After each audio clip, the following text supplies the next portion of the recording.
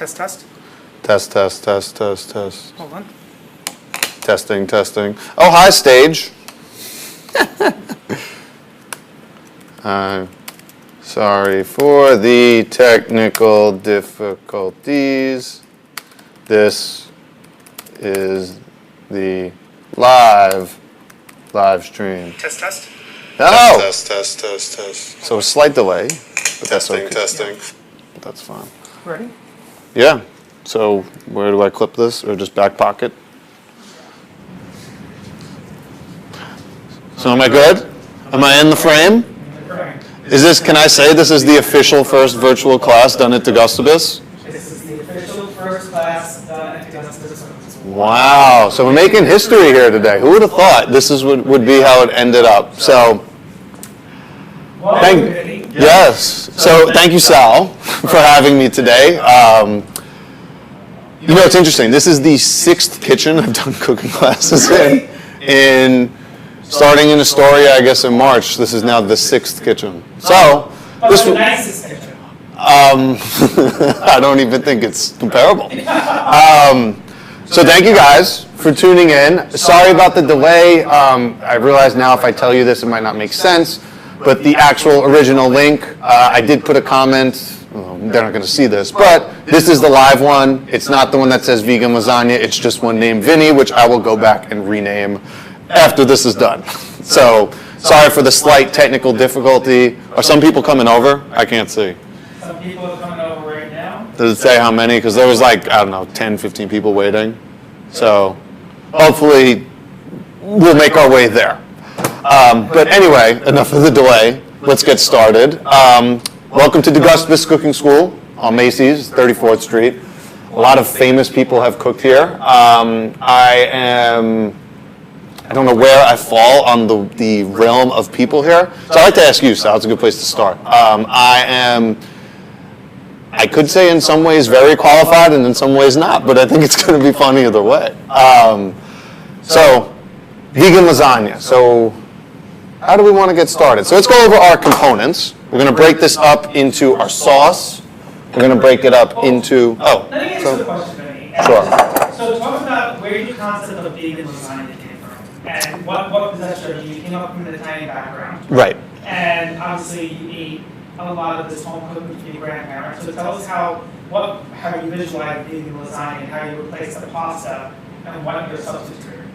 Sure. So actually, that's a good place to start. We'll talk about the substitutes. So one of the big ones is the ground beef. I think that's probably the biggest one that we're looking to replicate here, and we're going to use a couple different ingredients to do that.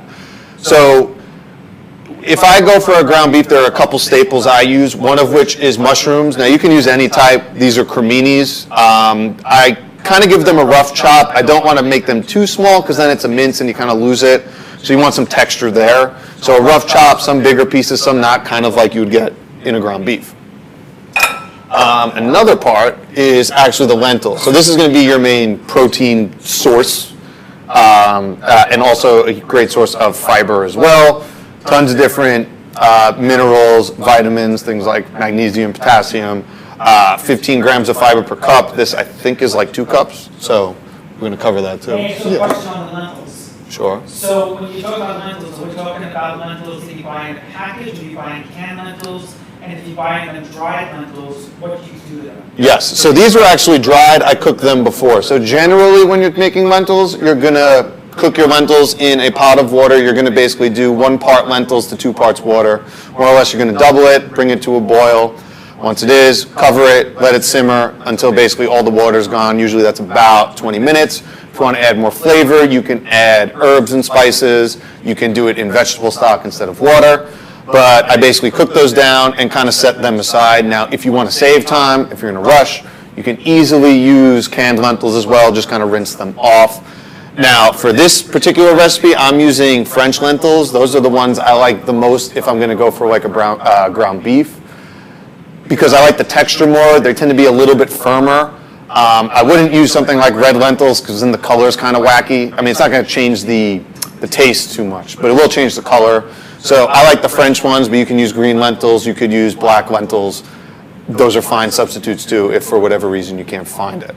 The third one is really more of a textural component, and we actually have some walnuts. So these are just some whole halved walnuts that I just kind of chopped roughly. Again, I won't want to get too fine with it because if you cut them too fine, then it's going to kind of mess with the texture. And really the rest of this, for the sauce component of our kind of vegan meat sauce here, is going to be things that we use a lot. It's going to be the same ingredients that you would traditionally use, just a couple different flavoring agents to kind of bring in a meaty flavor. So some things that I use a lot in my classes, so if you've seen some, I'm going to be playing the hits a little bit, is Tamari. Now Tamari is a gluten-free soy sauce. It's actually made in the tofu making process. So if you want gluten-free, it's the closest thing. It actually has a meatier flavor to me than soy sauce, so that's something I love using. I'm going to use smoked paprika. This is something I use almost every day. Adds kind of an earthiness, some umami notes, definitely some smokiness that you're not going to get because we're replacing the beef part here. Can I ask you a question? Absolutely. For people that don't know, what is umami? So umami is, well, if you're vegan or plant-based like me, it's that meaty type flavor. It's almost like an earthiness. I don't really know how to explain it other than if it's missing, you know it's missing. I guess that's the easiest way to explain it. Exactly. So when we're talking about flavor profiles, that's actually a good segue. There's a few things you want to balance. Salt and sweet are probably the two obvious ones. Then we're talking about bitter. There's some acidic, but umami is the fifth one. And that's that meaty texture that I think when you start going plant-based that either you are missing the most, it's replicating that umami flavor, and again, we have some kind of agents to do that here. So between the textural components, from things like the mushrooms and the walnuts, from the flavor components, things like tamari, things like smoked paprika, we're going to use some dried thyme too, we'll kind of get to that.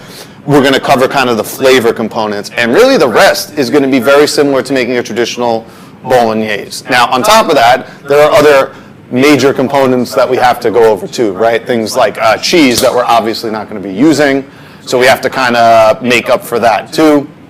So we're going to be making sort of like a kale tofu cheese layer, and to make like a creamier layer, we're going to make a cashew cream.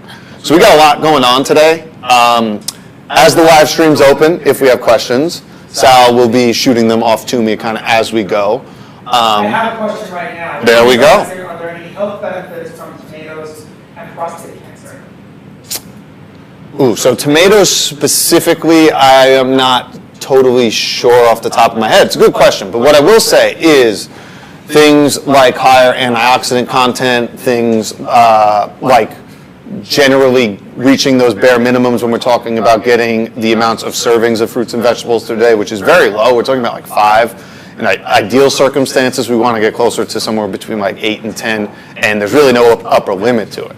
But with increase in fiber intake, with increase in general fruits and vegetables intake, along with tomatoes, that's a huge part. Things like lycopene, vitamin C, all important. But I don't think it's best put, and this is something that comes up a lot, is focusing on specific single foods versus general trends. I have a background in it because I have a master's degree in nutrition, things like that, but it's not best served to focus specifically on one food fixing the problem, more of like a general trend. And we can talk about the specifics of each one, but getting lost in the weeds and getting so micro on it, it's not necessary. So anyway, let's get to the sauce because that's going to take the longest. So let's get our pan kind of heated up here. And if I actually have done this before, I probably would have heated it up ahead of time. But what do I know? So generally, I like waiting for my pan to get hot before I like adding any oil or things like that to it. We're going to get our aromatics ready because that's kind of how we're going to start here. So generally, you want to use things that you're going to cook that have roughly the same cook time together. So for me, for this particular recipe, for the aromatic part of this, we're using some white onion that we have diced. We're using some celery and some carrots. So as this kind of heats up, I'm just going to kind of wait for it to heat up a little bit. But these are all have roughly the same cook time. We're going to sweat these down for about like 5 minutes or so with a little bit of salt. Now, something I get a lot is Cooking with oil, particularly extra virgin olive oil, it's a very hot topic of debate, believe it or not. I use a little bit of it. Now, is it necessary? No. I think maybe for another time we could talk about going completely no oil for recipes, but for sake of this and kind of getting this going, I'm going to use about a teaspoon or a tablespoon to get this started. And if you don't want to use that, if you want to go oil-free, you can use some vegetable stock, you can use some water. Generally, you want to get your pan on a higher heat, because if it's too low and you start adding these vegetables, they're going to start sticking, then you have issues. Or you will add more kind of vegetable stock as you're going. So, we're getting there. Slowly, but we're getting there. You know, it's funny, not having an electric stove for 4 years, going back to it, and I've been on the other side of some of these classes. It's so funny seeing some of the hiccups going back to electric stoves. It happens all the time. So this isn't hot enough yet. One of the ways I tell is if my oil's not kind of moving kind of freely around the pan, it's definitely not hot enough. If I wanted, I could take some water, maybe splash it in, or I could put one small piece of this onion in, and if I'm not getting that sizzle immediately, my pan's not hot enough to start working. Now, I thought my pan would be hot enough, but not yet. But since it's not, ideally I would wait to put my oil in a little later. The longer my oil sits in heat, the more it has more time to oxidize. There's going to be more kind of free radical content that's going to go on. The longer it's exposed to heat. So ideally we want as minimal contact with heat if you're going to cook with oil. Try to minimize the contact with the pan or hot surface. It's a general rule of thumb. Now, I'm going to heat up this other one so I don't make the same mistake twice. But this is really what's going to take a little longer. So while you're heating that up, sure. We have another question. How do vegans get enough protein? Oh, okay. So this is a question that comes up almost every day, and believe it or not, there is a misconception. Every single food that you see on this stage here has some amount of protein in it. They actually technically are complete. They're just in small amounts. They're considered not complete. But when we're talking about quality sources of plant-based protein, you're talking about really all beans and legumes, things like chickpeas, lentils, black beans, kidney beans, cannellini beans, all of them, peas. We have a lot going today. So protein is really not something that I am concerned about in the least bit. And there are some other vegetables that have higher protein content than you might think. Things like some of the cruciferous vegetables like cauliflower, kale, broccoli is a big one, spinach is a big one. Oh, this is finally hot. So getting enough protein is not much of an issue. I want to get this started and I will pick back up on that. So this should be hot enough. So we got a sizzle. That means we're on the right track. So let's get all of these in here. So we're going to go in with our onion. We're going to go in with our celery. And we're going to go in with our carrots. Now, like I mentioned, we're going to go for here probably around 5 minutes. Now, I'm going to season this with a little bit of salt very quickly. Kosher salt, sea salt? So sea salt's my favorite. I particularly like one. There's this Celtic sea salt. That's my favorite. It's kind of like grayish in color. They don't bleach it. There's a lot of studies actually on that just the general mineral content of it is higher than really any other kind of salt you might find at most of your grocery stores. So that's the go-to salt that I use. That's the one, that's my daily driver, so to speak. So that's usually what I go with. We are going to add a little bit of salt here in the beginning. Yeah, I'll just kind of stay here. Because it's going to help, if you go back to science class in 8th grade or even high school, where salt goes, water follows. So it's going to help kind of extract some of the water from this celery, carrots, and onions. Going to help kind of cook this down a little bit faster while also bringing some flavor. And this is how we're building flavor. We're adding some seasoning at each kind of layer here as we go. So as that's going to get going, we're going to start on our kale kind of tofu layer too. So this pan's hot. So let me. Vinny, going back to the sauce for a second, is Sure. there something that you could make, because I know with everybody with working moms right now, everybody going back to work or homeschooling, there's not much time for them to cook. Is this something they could do on a Sunday and freeze it and pack it and then defrost it and use it? Oh, absolutely. I think lasagna specifically is great for that because that's something you make in one tray and it just kind of comes together. And you could pick at it. I'm sorry, I think your next class should be lentils, 5 ways. So you have 5 days lentil class.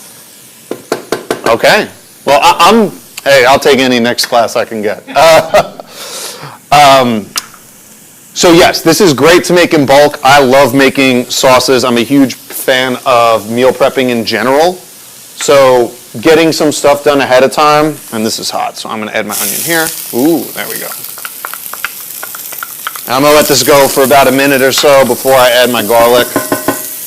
Get some, bring this salt and pepper over here. It is absolutely something great to make ahead of time because it freezes great. In a pinch, on a weekday, you can add it to some pasta, you can put it over rice, you can really do whatever you want with it, get creative. Is that the same wooden spoon you had with your grandmother hit you with? It was that one was a lot bigger. This would be getting away easy, trust me. So 2 things we got going on here. We're going to get started on this kale layer too. So we want to wilt this kale down because that's going to create kind of, well, A, to get some greens into kind of what we're cooking here, but B, it's going to add some flavor to this kind of tofu cheese layer that we're going to make. Now this is going to cook a lot faster because we really have some kind of exposed surface, which means we could get this going faster. So I'm going to add about, let's go a third. Let's be democratic about it today. Now, one thing with garlic and onions, I mean, again, Italian background, both my parents from Brooklyn. I use almost like a head of garlic like every night I cook. If you don't like using that much garlic, just use less. I'm not going to worry too much about amounts when it comes to this. But what I will say, anything in that allium family, any kind of onions, any kind of garlic, tons of health benefits associated with them. Anything like in terms of lowering blood pressure, cholesterol, anti-bacterial properties, antifungal properties, things like that, anti-inflammatory properties. Honestly, like any kind of onion, garlic, if you like it, use it in multiple ways, use it as often as possible. I know I do. I know those of you who have followed along with me for a while, I don't think there's a dinner I make that doesn't have garlic and onion in some form. Might not be together, but it's there. So we're going to let this go a little bit longer. This is sweating down nicely. But I think I want to let this... Delicious. Does it already? Oh, yes, it does. Onions and garlic. Oh, the onions and garlic is absolutely. We're going to start adding this kale. Now, I rinsed this before. We kind of want this to wilt down. I'm going to add, not all of it because I don't want to get too crowded, but there is enough water on here that it's going to steam down. Now, we don't want to cook this all the way down, but we do want it to wilt to a point where we can kind of put it in a food processor because that's, well, where it's going to end up. And kale, like most leafy greens, is going to basically wilt down to nothing in a minute or 2. So I'm not going to have to do much here, and I could probably add the rest, and I'll just kind of monitor it as we go along here. So let's get this out of the way. So I think we're at the point now with the sauce. Now that's going to take the longest, which is why we started it first. We're going to add our garlic and kind of cook this down too. Is that just garlic kale, or do you like lacinato kale? So this was just, this was not lacinato. This was just kind of green kale that I found at the store. I was looking for dinosaur kale, for the lacinato kale, and I couldn't find it. Generally, that's the one I like to use the most. I just like the texture of it. But really, if you want to use red kale, you can too. For something like this, if you're one who likes taking pictures, I don't know how that's going to work for you, but you might have some red cheese layer, which, I mean, hey, if you're into that, all power to you. But not me. So little bit of salt and pepper here. We don't want to overdo it because it's going into kind of a blender where we could really touch things up there, but a little bit.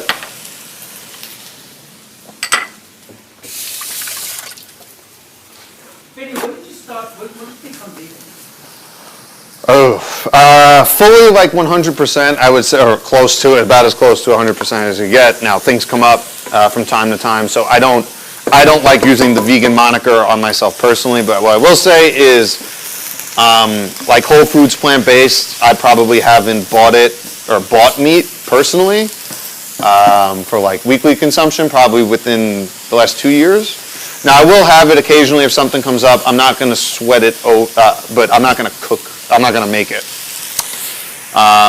But again, like if there's a holiday, if something comes up once in a while, I'm not going to freak out about it. I do think there's a lot that goes into that. If I get shamed and killed for that, that's fine. I'll make it another day. But I could talk about that probably another time because that's, I think, a longer conversation. So this is kind of done. I'm going to let this cool off. I'm just going to kind of pull it off the hot burner for now and let it kind of just sit and cool off. Now the pan is hot enough where it's going to cook down enough to the point where I can use it in our food processor, which I'm going to grab in a second. Now this is coming along nicely. So now it is time to add our red wine. Oh, there's more. I'm going to need more of this. This is about half a cup. I'm going to add more. Yeah, you know what? I think just arbitrarily adding wine just kind of makes you look better. But let's say that's a cup. Now, I love braising with wine, especially for something, again, if you're looking to add flavors in ways you're not going to get it, particularly in something that's like 100% plant-based, getting a little bit of the fruitiness. Now, I'm using this is a Chianti, so if you're going to use a red wine, use a dry one. Doesn't necessarily have to be Chianti, but I would stick to the drier side here. And we're going to let this simmer we want this to reduce probably by about half or so. We want that alcohol to burn off. Now, what we can do in the interim is get started on our kind of tofu cheese layer here. So, there we go. So we have a block of tofu here. Now, this is an extra firm tofu. I would say stick to firm or extra firm if you're going to do this. I just kind of prefer extra firm in general. I like the texture a little bit more. I'm going to crumble it up a little bit in my hands before adding it to the processor here, just to kind of make the job a little bit easier on my processor.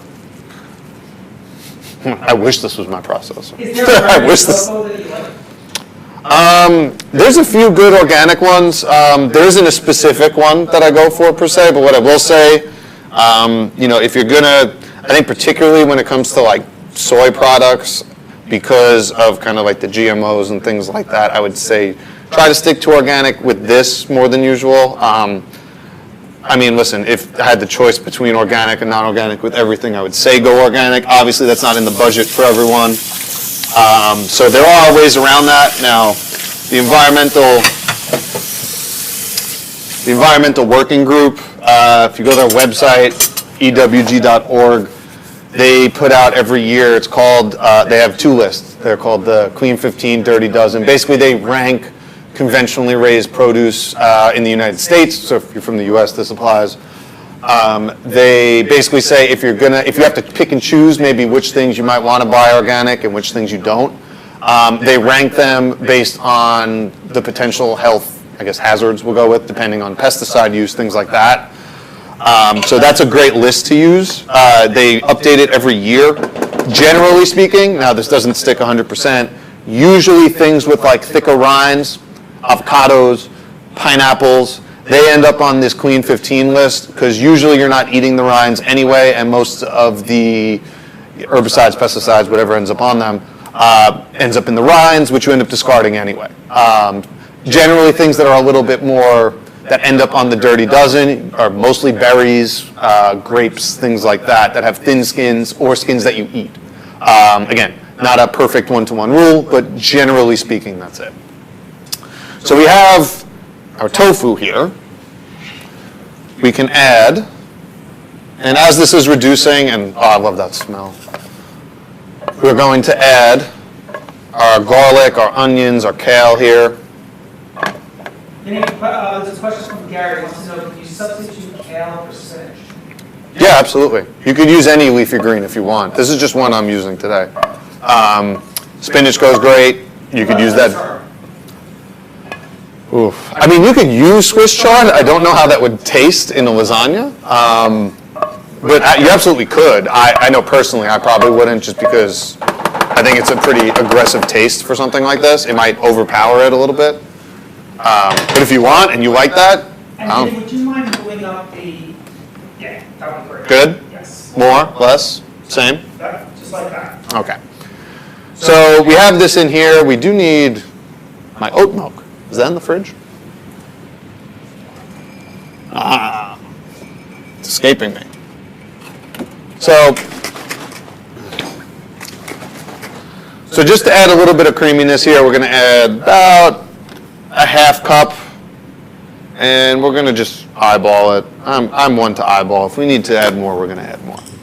What makes, I mean, I've seen that Oatly. What makes Oatly a better brand than other brands that you see out there? This one, I mean, I prefer making it if I have the choice. It's very easy to make oat milk, almond milk. Just quickly, I think that's really important. Yeah, generally speaking. So if you want to make, say, oat milk, for example, you're going to take some oats and really water. You're going to basically put that in a blender, and you're going to blend them up until you get, well, milk. And then usually, depending on how fine you want it, you could run it through a strainer once or twice to get out any sediment there might be. But personally, if I'm home, I usually make my own oat milk. I keep rolled oats sometimes specifically for that.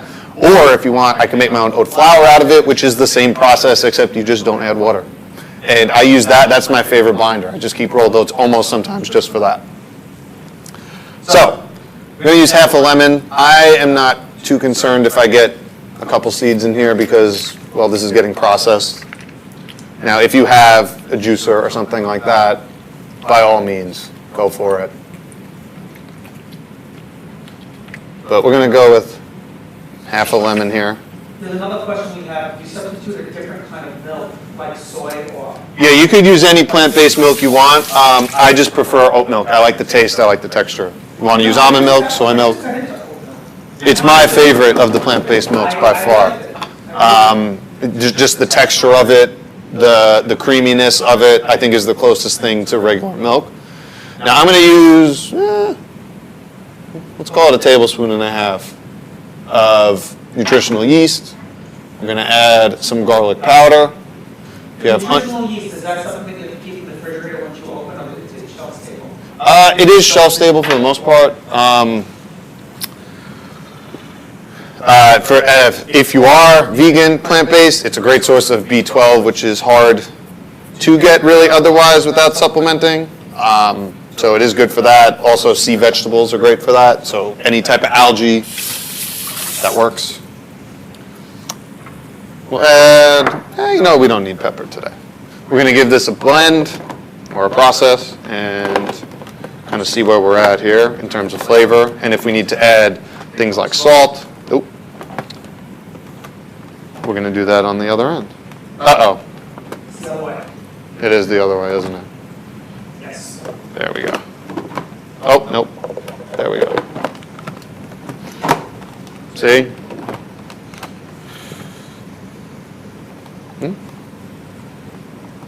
Uh-oh. Does this not work? There we go.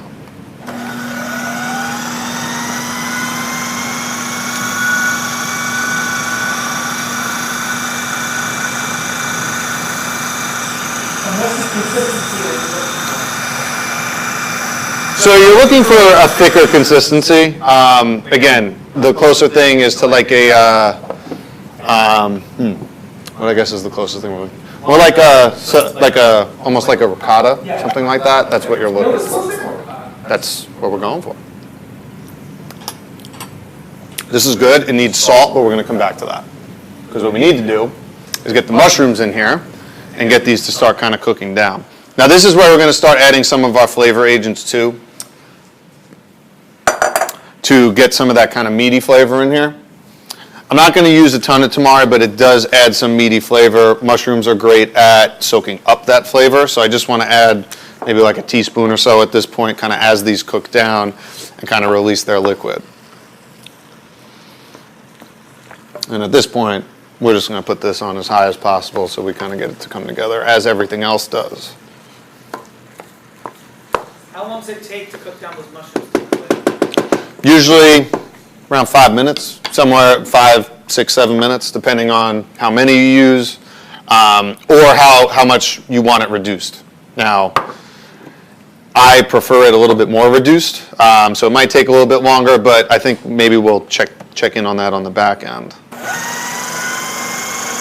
So a little more salt in. We should be at the texture we want.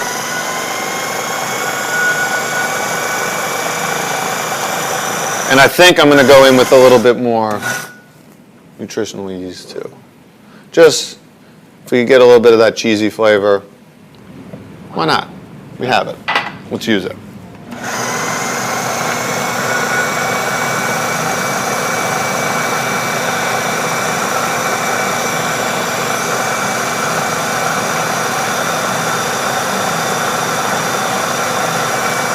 Okay.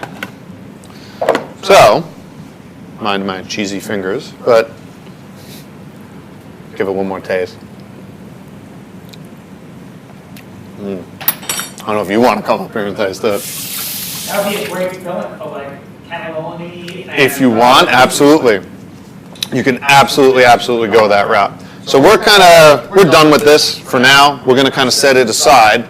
And what we can do, as the rest of this kind of sauce comes together, is make our top layer. So we're going to kind of make a vegan version of a bechamel. And if you've ever made kind of a plant-based cheese, almost always your starting ingredient is going to be cashews. So, with that being said, let's get our Vitamix, or if you have any other kind of high-speed blender, that's what we're going to be going with here. Okay. Now this is about a cup of cashews. This actually might be a little bit more.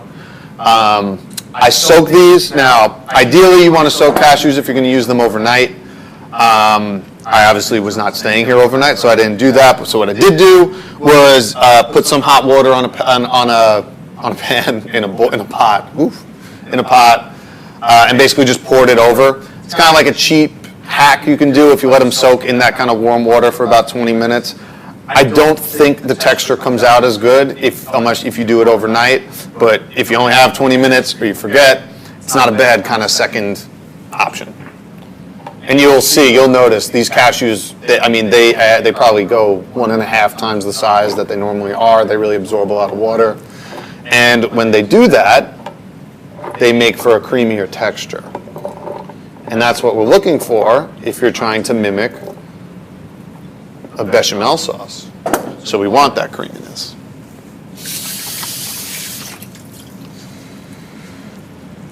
So, with that being said, let's get the rest of our ingredients in. So we're going to be adding a little bit of salt. And I always go light on salt when I start because you can always add more later, but you can never take it out. So, general rule. Some garlic powder. If you have onion powder, you can add it here too if you want.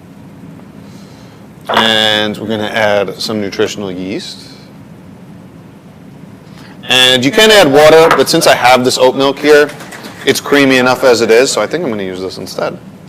And I'm not going to use much. We'll see how this kind of turns out. Maybe like 1/3 of a cup. Is it important for the milk to be room temperature or come right out of the refrigerator? I think in an ideal world, I would rather it be room temperature if I'm cooking with it. I think like most things, you don't want them straight out of the fridge or something like that. You would rather it at closer to whatever temperature you're going to cook it at. Now this, it would be better if it was room temp or at a higher temp, but I forgot. So here we are. Okay, there we go.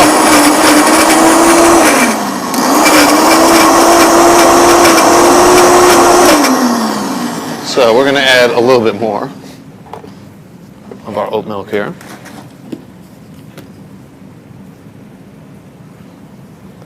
Kind of give it a stir here. And then we'll come back and see how it comes out.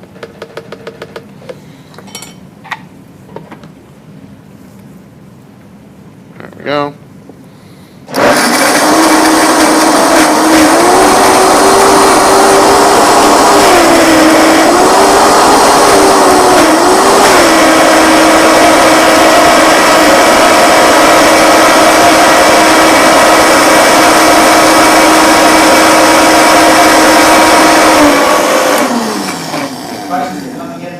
Uh-oh, what are the questions? When you start layering, is there anything you can use besides pasta? Yeah. So I almost, one of my favorite things to make is actually like a moussaka, or like go Greek. You could make an eggplant, you could do zucchini. There are definitely other options. No. Well, that's good. It does need a little salt, but that was very good. And we are going to add a little bit more of this, but we will come back to this and finish this up. I was actually thinking about using eggplant for this instead, but we didn't go that route. We went with a brown rice pasta. So if you want to go gluten-free, a brown rice-based pasta is a great way to go. So now that our mushrooms, I mean, this just looks delicious. I don't know if you could smell it, but... I can smell it. They can't. Yeah, I know. But this smells absolutely fantastic. Now I'm going to go in here with the lentils, with the walnuts, and really some of those flavor agents we talked about. So I'm going to hit it with a little bit more of our tamari here. And come to think of it, I probably should have put this in a bowl instead, but we'll make up for it. If we need more, we'll add more. The smoked paprika, again, we want some of that earthiness, a little bit of smokiness. Again, since we're not using ground beef, we could be a little liberal here because we're not going to replicate that otherwise. I like putting a little bit of dried thyme when I make a sauce. I just like kind of the woodiness, and again, kind of adds to that kind of earthiness here. So we're going to cook this down for about, not too long, about a minute or two, and then we're going to add our tomatoes, and then that's going to be kind of it before we get to layering. So let's finish up this cashew cream here, and then come back to it. Yes? Why do you use garlic powder versus garlic? You can absolutely use garlic. I'm using garlic powder because I ran out of garlic. So there we go. See, honesty makes it really good cook. Hey, listen. There we go.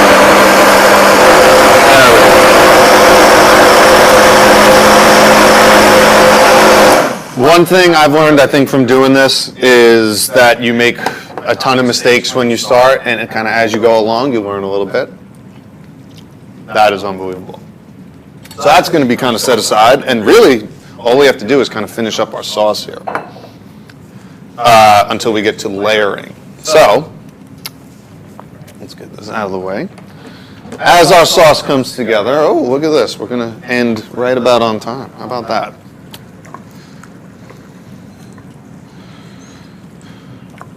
Oh, and that thyme's coming through, which I like personally in a tomato sauce. Not for everyone. Everyone doesn't like that. There are always kind of substitutions you can make. Now we're going to go in with our tomatoes here. Now these were some whole tomatoes that I just crushed kind of by hand. I like the rougher texture. You can, if you really want to, you could put them in a blender or use a food mill if you want it really smooth. That's not something to me that I love, especially in something that's supposed to be almost like a ragu, that you like a little bit thicker. So that's why I prefer kind of going with that. We really want to kind of bring this to a boil here before we kind of let it simmer and make sure kind of everything combines. So let's give this a good mix.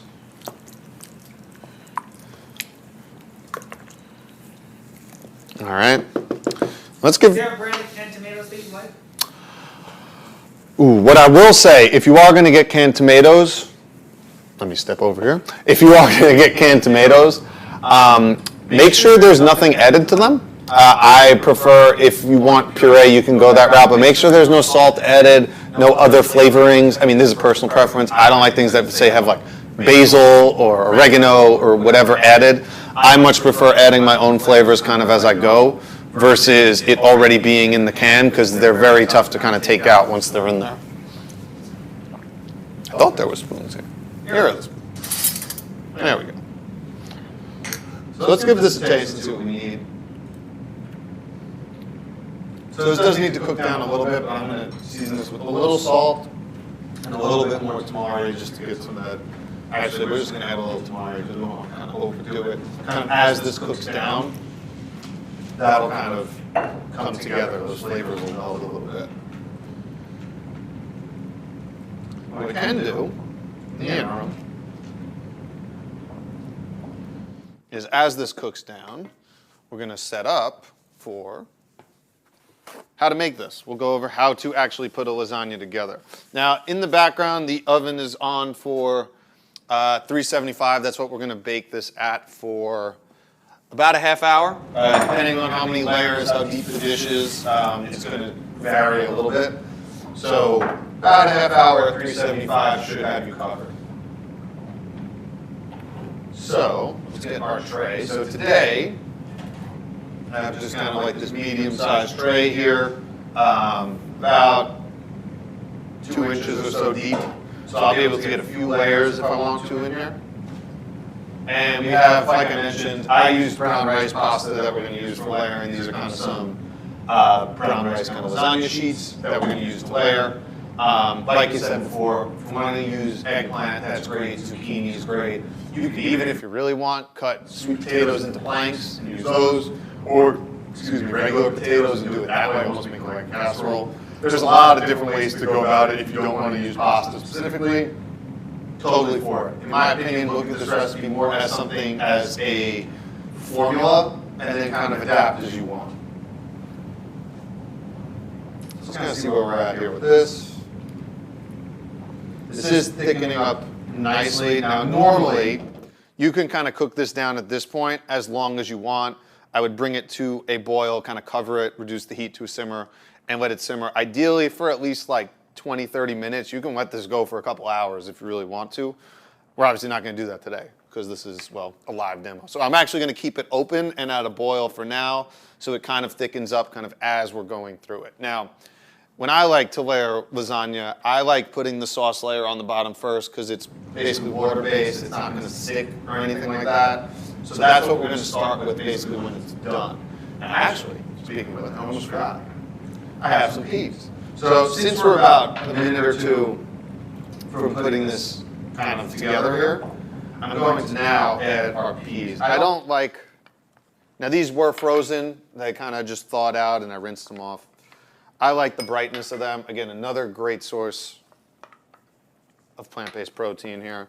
We're going to kind of stir these in and then we're going to give it a taste. We're going to season kind of as we need here and we could kind of go from there. Now, if you want, you can add heat here. If you want to add chili flakes, I think that's a great addition. A lot of people who I share this meal with don't think so that they're not going in today. Again, other flavor agents are great, things like onion powder, more onion. I know if I'm making a tomato sauce for me personally, I like adding some sort of chili in with the aromatics to add kind of a base layer of spice, whether it's chipotle pepper or a jalapeno or habanero. Usually habanero I end up using because I like that kind of under layer of heat. That's very good. I want you to stand more in the center when you're doing that. When I'm what? Plating it? Yeah, when you're doing the layering. No problem. So a little bit more tamari and just a pinch of salt. Again, if you want to add more pepper, do as you wish. Really, we're just kind of waiting for this to go together. And the nice part about lasagna is it's a super flexible recipe. I know I mentioned that, but if you have other layers, you have maybe a different sauce made, if you have some leftover vegetables. I actually was on, I did an Instagram Live a couple months ago with someone who ended up winning Chopped, and I did a rainbow lasagna with her. It was a lot of fun. So. Would you be interested in doing something like that? What? Going on a show like Chopped? I think it would be fun. I mean, I feel like I do enough live shows. Having the timer would be interesting. I've never done like a race in something like 20 minutes worth of time. What I will say. Well, you have 15 minutes here. I'm not going to need 15 minutes. Because really at this point, I'm just playing around with seasonings and making sure it's perfect. If I wanted to start plating this as is, I can. I'm gonna add a little more salt, and that's gonna be it. So I'm gonna let this cook down for a minute, but you know, it's funny, bring up Chopped. That was kind of how I learned to cook, was watching Chopped. When I was in chiropractic school, didn't have a ton of time, you know, I was kind of studying a lot and such. So I made a game out of it, and I would put on a show, because I usually Chopped or whatever was on the Food Network. I'd give myself an hour to kind of cook, prep, and clean, and then I'd eat after. To kind of learn quicker, to kind of get those kind of skills and do them and be efficient with it, basically. And that's kind of how I taught myself. And I taught myself starting playing the hits we talked about with Italian foods, all that stuff. It was, you know, literally as simple as boiling water to making things like chicken parm, stuff like that. Just kind of learning those basics really made a huge difference for me. Because once you have those baseline skills, I think there's kind of,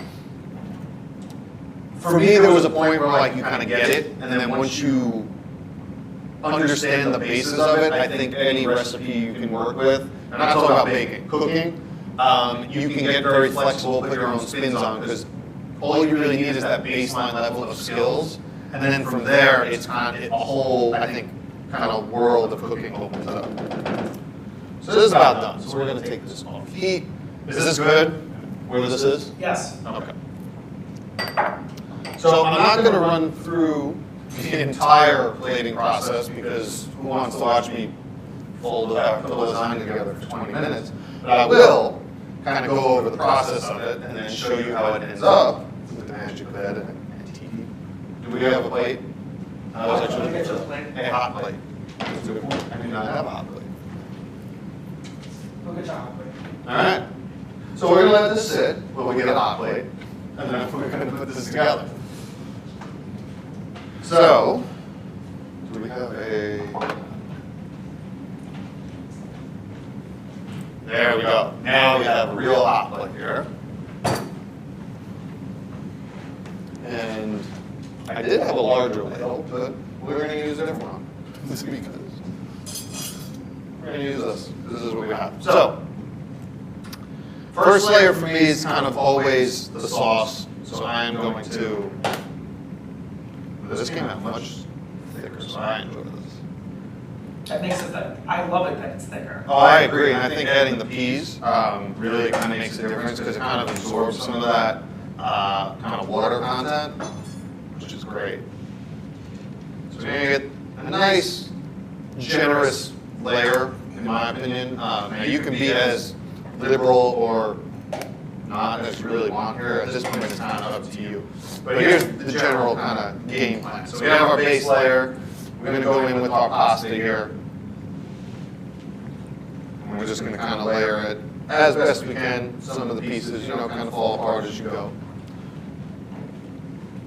That's okay. And for me, we're going to try to cover this as best we can here.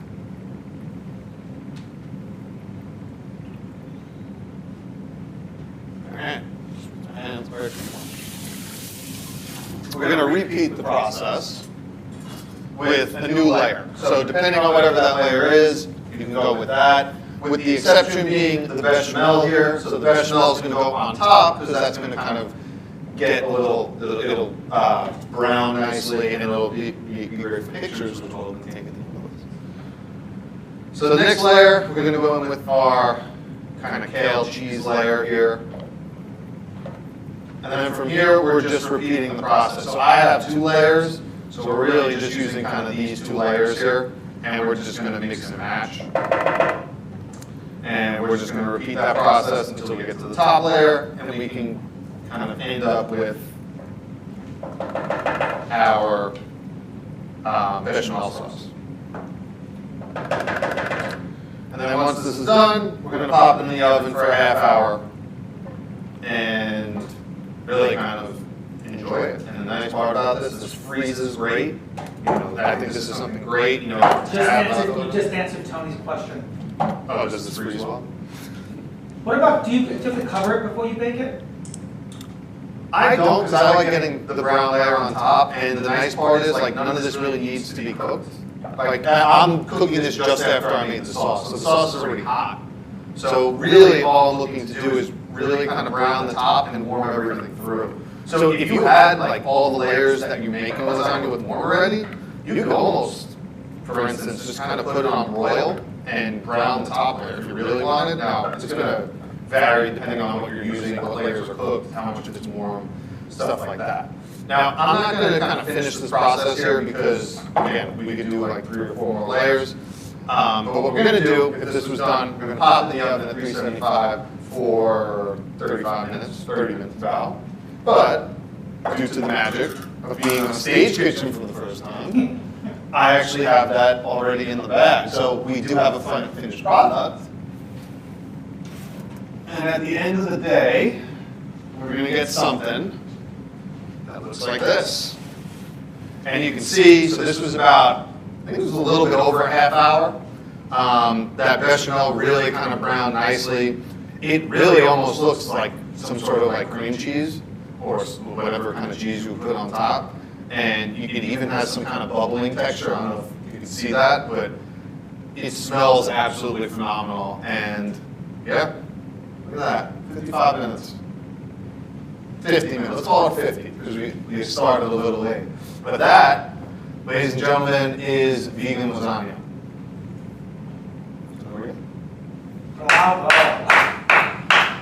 So,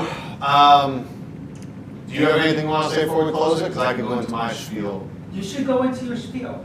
Okay. Why don't you go into your spiel? Well, thank you for tuning in. Now, this is publicly on my YouTube channel. If you're tuning in, I do classes like this twice a week.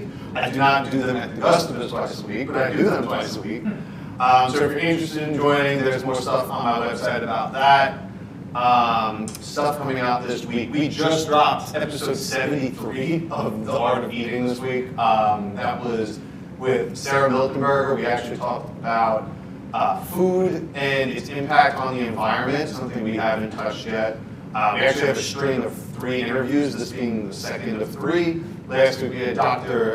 Gilles Cavallo come on, awesome PhD, MD researcher, really an expert on cholesterol, so if you're interested in that at all, that's a fantastic listen. What else is coming out? Tomorrow is a new YouTube video. It's a vegan vodka sauce. So if you want to learn how to make that, that drops at 6 a.m. tomorrow. And before we sign off, 2 last questions. Can you give us other vegan pasta options, such as? Such as vegan vodka sauce, is that what that's coming out tomorrow? Well, I mean pasta options as in like types of pasta you could use. Do you like using? Okay. So usually, actually, if I'm going to make pasta, I like the lentil ones, particularly if they're lentil based. Usually there's some sort of lentil flour. You could find red lentils, green lentils. Honestly, they taste pretty similar to me, so it's more of a color thing. That would be where I would go. And then last question, talk about the top layer. That's the bechamel? That is this in the Vitamix. Now that's just kind of brown from being in the oven. Absolutely. Yeah. Actually, going back to that with that bechamel, how long would it last in the refrigerator? I mean, there's no dairy in it, so it should last. No, so this has a pretty. I would give this at least a week and not ever worry about it. Yeah. Okay. All right. So thank you for tuning in, guys. Like I said, all those things you can reach us at. Find me on social media, Facebook, Instagram, wherever. And if I don't see you tomorrow, I will see you guys on Monday. Take care. Done. All right. How was it? Well.